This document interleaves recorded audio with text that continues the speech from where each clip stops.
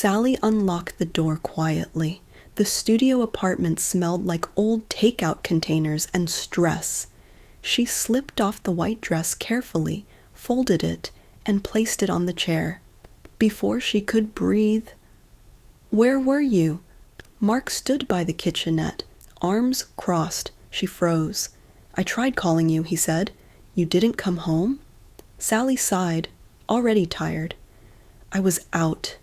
Mark's eyes dropped to the dress, then back to her face. "And where did that come from?" She hesitated. "I was with Diana. She invited me to a party." Mark frowned immediately. "A party," he scoffed. "With Diana?" Sally didn't answer fast enough. "I don't like you hanging around her," Mark said sharply. "She's a bad influence. All she does is chase rich men and fill your head with nonsense." Something in Sally snapped. "Leave Diana out of this," she said, "and stop stressing me. I've had a long night." Mark shook his head. "You're changing," he muttered, "and I don't like it." Sally walked past him and sat on the bed. "I'm tired, Mark. Please." Silence followed, but it wasn't peaceful. The next morning, Sally opened the fridge. Half a loaf of bread, expired milk, 2 eggs. She closed it slowly. Her phone rang. Diana. "Morning, stranger," Diana said cheerfully. "Ready to go out again tonight?" Sally laughed bitterly. "Diana, I don't have anything decent to wear." There was a pause. "Say less," Diana replied. "I'll come by." That evening, Diana arrived with a garment bag. Again.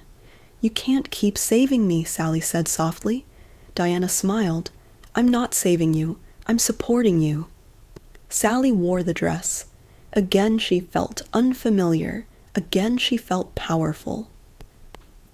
When Sally returned home later that night, she wasn't empty-handed. Shopping bags, groceries, cash tucked inside her purse. Mark noticed immediately. "Where did you get all this?" Sally didn't look at him. "They were complimentary." Mark laughed once. "That doesn't make sense." She looked up. "You never believe anything good can happen to me." Mark's face darkened. "Tell me the truth, Sally," she swallowed. "I don't owe you every detail of my life anymore." That did it. They argued. About money, about Diana, about the dress, about her attitude. Finally, Sally said the words that had been forming for years. "I can't do this anymore." Mark stared at her. "What?" "I'm done waiting. I'm done struggling with no direction. I'm done shrinking myself so you don't feel inadequate." He laughed nervously. "You're leaving me? For what? For some rich fantasy?" "No," she said quietly. "I'm leaving you for peace." She packed a small bag, clothes, documents, the dress. She walked out. So Diana opened the door before Sally could knock. One look at her face was enough. Diana pulled her into a hug. "You're safe here," she whispered. For the first time in years, Sally slept without anxiety. Weeks passed. Sally went out with Ethan again. And again. Dinner. Conversations. Laughter. No pressure. No explanations. When Ethan asked her what she wanted from life, she didn't hesitate this time. Stability. Growth. Ease. He nodded. "I can offer that." They officially started dating, not secretly, not shamefully, openly. One afternoon, Ethan handed Sally car keys. A luxury car. Another day he showed her a house. Bright, spacious, quiet. She cried, not because of the money, but because she finally felt secure. Sally thought about Mark sometimes, not with regret, but with clarity. She hadn't left him for another man. She had left him because she chose herself. And sometimes, choosing yourself changes everything. Mark didn't plan to come back. It just happened. At first, it was small things. A text at midnight. "Hope you're okay." Sally ignored it. Then another. "I've been thinking." She muted the chat. But Mark kept watching from a distance. The car, The clothes, the quiet confidence in Sally's walk now, it haunted him. One afternoon, Sally stepped out of Diana's house and froze. Mark was standing by the gate, older, thinner, uncertain. "Sally," he said quickly, "please, I just want to talk." Her chest tightened. "I don't think that's a good idea." "I messed up," he said. "I see that now." Diana watched from the window but didn't intervene. This was Sally's moment. Mark stepped closer. "I was scared," he admitted. "I felt like I was losing you, and instead of stepping up, I tried to control you." Sally folded her arms. "You didn't try to control me, Mark. You did." He winced.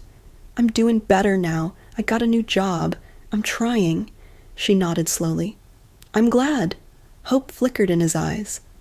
"But?" he asked. "But I'm not coming back." Mark frowned. "You're really going to throw away 5 years?" Sally exhaled. "I didn't throw them away. I survived them." He laughed bitterly. "So it's because of him?" Sally's voice stayed calm. "It's because of me." Mark's tone changed. "You think you're better than me now?" "No," she said. "I just stopped thinking I was less." That silence hurt him more than anger ever could. Later that night, Mark sent a long message. Apologies, memories, promises. Sally read it all, then deleted it. Not because she was cruel, but because she had finally learned that closure doesn't always come from conversation. Sometimes it comes from peace. Oh, days later, Ethan noticed something was off. "Everything okay?" he asked gently. Sally hesitated.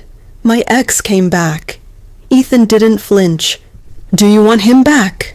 "No," she said instantly, then paused. "But I needed to be sure." Ethan nodded.